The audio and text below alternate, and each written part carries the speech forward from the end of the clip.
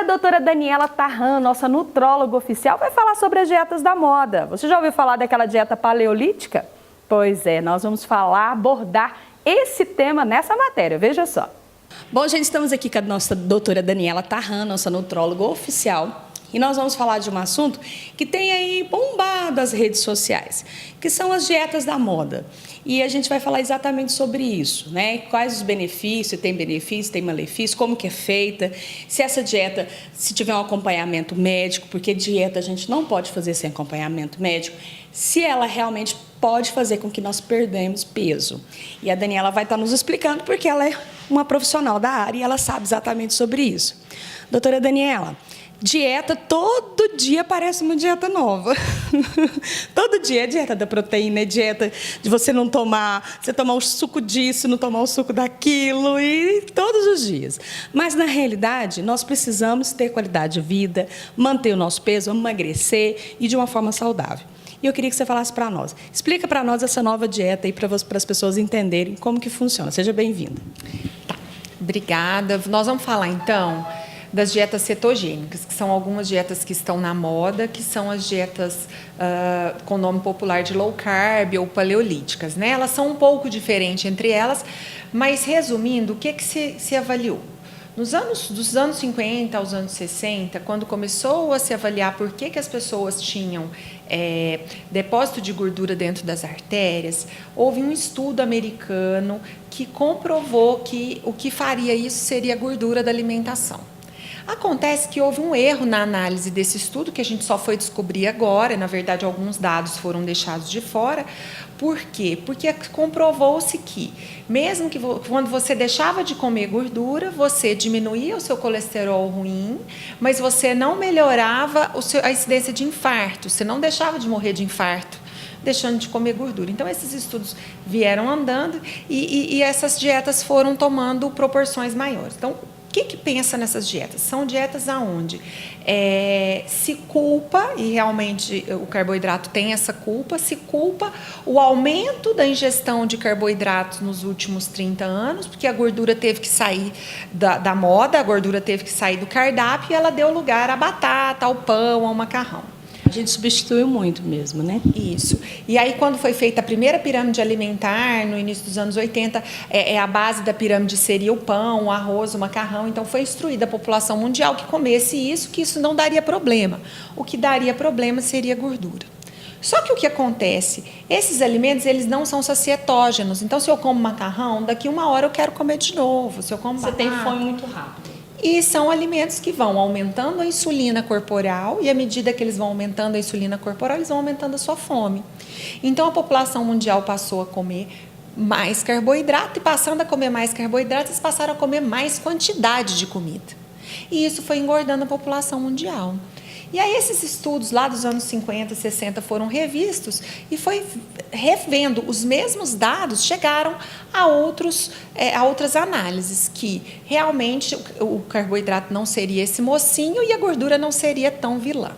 E aí algumas dietas que apareceram nos anos 70, como o Atkins apareceu com essa teoria de que eu poderia comer gordura e proteína e isso não me engordaria, hoje elas voltaram, mas com novas tendências, algumas mudanças, algumas coisas mais adaptadas ao mundo de hoje. Dani, mas assim, então a gente pode dizer que naquela época, né, posso dizer 50 anos atrás, 40 anos atrás, teve essa pesquisa, lógico que a medicina sempre está em mudança sempre. Então, a gente pesquisa uma coisa 40 anos atrás, lógico, depois de 40 anos a gente vai rever essa pesquisa, ver o que é realmente checado daquela pesquisa, o que realmente a gente pode comprovar, o que não pode comprovar. E agora a gente está voltando a ver que a gordura não engorda, não é tão vilão assim, que eu posso dizer, para as pessoas entenderem? Isso. Então, a primeira coisa, a gordura é o macronutriente da saciedade. Quando você come gordura, você se sente saciado, porque o seu corpo demora para metabolizar, e hoje a gente sabe que algumas gorduras o corpo não consegue metabolizar, então elas passariam reto, como é a história da gema do ovo. Então, a gema do ovo não é a culpada pelo colesterol, como ela foi culpada há tantos anos. E aí a gente vai entender que, ficando saciado, eu vou comer menos. E aí, o princípio dessas dietas que estão sendo usadas agora, que é o que eu te falei, é a cetose. que é a cetose? A cetose é um processo de quebra de gordura, aonde, quando eu estou tendo essa quebra de gordura chamada de lipólise, eu libero esses corpos cetônicos e aí isso vai me deixar com uma facilidade de emagrecer, vai me auxiliar a perder gordura e vai me não me faz perder massa muscular, me facilita a perda de gordura, essa cetose, e me dá uma sensação de saciedade, de falta de fome. Agora, como que eu chego nessa cetose? Peraí, deixa eu entender, para a gente entender. Então, por exemplo, se eu como... antigamente eu não podia comer gordura nenhuma. Nossa, você não pode. Tem que zerar tudo, só carboidrato. Então, agora, com essa dieta, a gente está percebendo que, se você colocar gordura, você além de dar uma sensação de menos fome, que a gente fica mais saciado, realmente, quando a gente come gordura, a gente fica mais saciado, você evita de perder massa muscular, que é um problema, né? Quando você engravida, quando você emagrece. Vamos, então, explicar direitinho como é que acontece a dieta. Então, é o seguinte, eu vou consumir folhas, alguns legumes que não são ricos em carboidratos, carnes, e aí a gente vai usar carne com um pouco mais de gordura. A gente vai usar abacate, óleo de coco, alguns tipos de castanhas, azeite, o ghee, que é a manteiga clarificada, sem lactose, sem caseína. Então, monta-se uma dieta, os ovos, monta-se uma dieta baseada nisso. A partir do momento que eu diminuo a oferta de carboidrato para o meu corpo e aumento a oferta de gordura, até aquele momento, o corpo vivia de comer carboidrato. Chega uma hora que ele entende que não vai entrar carboidrato mais, está entrando só gordura. Então, ele entende que ele precisa queimar gordura para obtenção de energia.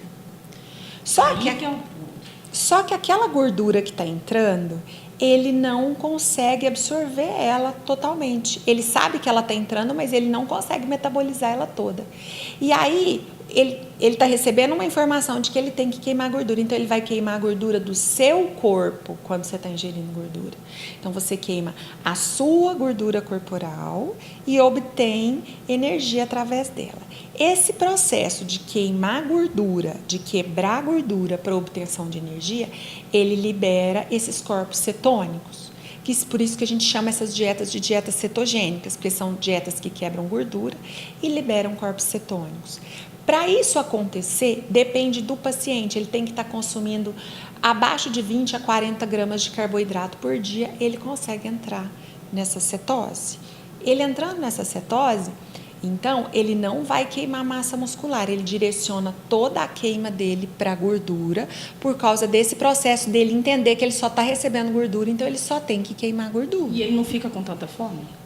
Isso. E aí a cetose tem dois mecanismos da fome. Um é a cetose, que aí quando eu estou liberando esses corpos cetônicos, eu gero uma sensação de falta de fome no meu corpo, e tem a sensação de eu estar comendo alimentos altamente sacietógenos, que o meu corpo tem essa lentidão e essa dificuldade de consumir. E aí é onde a gente vai voltar lá, há muitos anos atrás, é onde estão se mudando alguns conceitos que eu quero falar na próxima vez que a gente for conversar, que é sobre as dietas com jejum intermitente. Por quê? Porque essas dietas mais ricas em gordura, elas vão te dar mais saciedade. E se você comeu gordura agora, você não vai conseguir comer daqui 3 horas. Então, você vai voltar a comer como nossos antepassados há muito tempo atrás comiam. Eles comiam aquela gordura, se sentiam saciados por muito tempo e, por isso, não precisavam comer daqui 3 horas. Então, não precisa, assim, com essa dieta, às vezes você não consegue, não vai precisar de você fazer aquela alimentação de 3 em 3 horas, que as nutricionistas sempre preconizam, sempre falaram. Certo. Eu também sempre preconizei, mas é onde a gente vai tendo que se adaptar. A medicina vai mudando, as pesquisas vão mudando, e hoje a gente sabe que para quem está voltando a comer gordura, ele não precisa. Por quê? Porque o corpo ainda está consumindo aquela gordura na hora que você teria que comer de novo. Então, não tem necessidade, na realidade, entendi. É porque vocês sempre falavam que a gente não podia passar de 3 horas. Vocês falavam assim, aí vocês vão comer muito depois, né? Falavam, você tem que comer pouquinho, quantidade, mas de 3 em 3 horas. É engraçado como muda, né? Pois é, por quê? Porque mudou o alimento. Nas orientações, eu ainda tenho pacientes fazendo esse tipo de dieta, e isso aí é uma coisa muito nova que a gente está introduzindo devagar, porque para o paciente ainda é meio assustador. Mas depois que ele faz e vê que dá certo, isso passa a ser revelador. Então, aquele paciente que tinha comido pão com manteiga, pão com queijo, pão com presunto de manhã, ele vai ter fome daqui 3 horas, porque aquele pão foi embora rápido. O pão queima rápido. Já aquele paciente que tomou um abacate, por exemplo, esse abacate vai demorar mais para ir embora. E aí vão mudando os conceitos, porque até uns anos atrás a gente não podia comer abacate, porque abacate engorda. Então a gente precisa estar sempre estudando e revendo esses conceitos para a gente poder entender o que está acontecendo hoje.